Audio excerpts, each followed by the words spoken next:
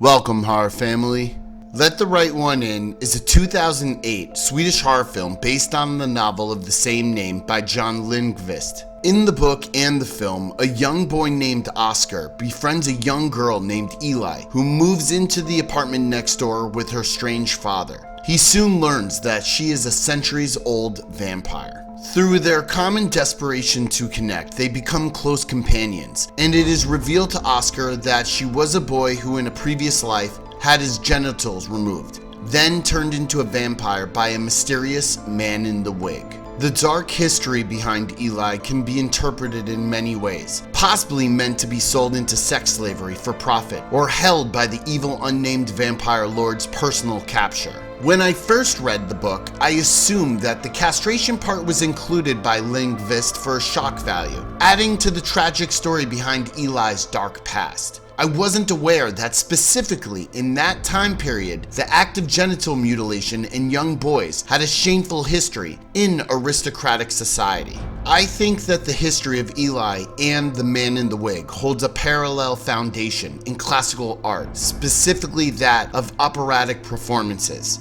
From the 1600s to the late 1800s, young boys were used for sopranos, and in order to prevent the boys from reaching sexual maturity, to keep the child's larynx from developing, the children were castrated. A young child's vocal cords are extraordinarily flexible, and operating young boys had a very different voice range than from females. Frequency spans were said to be higher, allowing to reach a super high tenor with a more falsetto upper register.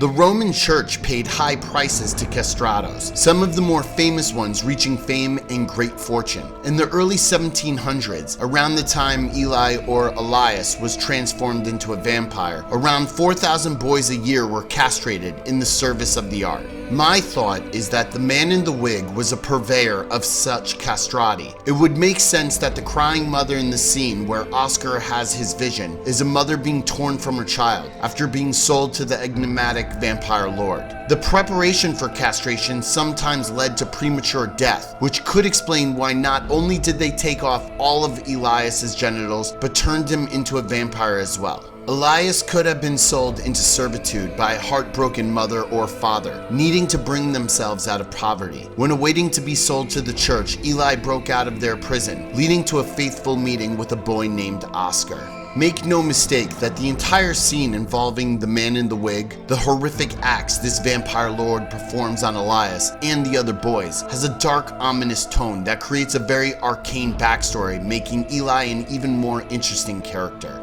To think this man in the wig was creating performers with vampire origins to be sold into servitude for a beloved art at the benefit of noble society adds a dark level of despair to the character of Eli, with a Greek tragedy-like story behind this tale of odd friendship. What do you think of Eli's traumatic past? Was the man in the wig just a deviant pervert who liked to physically mar young boys for deprived pleasure? Or was there a more sinister backstory entrenched in the world of art? Let me know your thoughts in the comment section below, and please remember to like, share, and subscribe. Stay scared.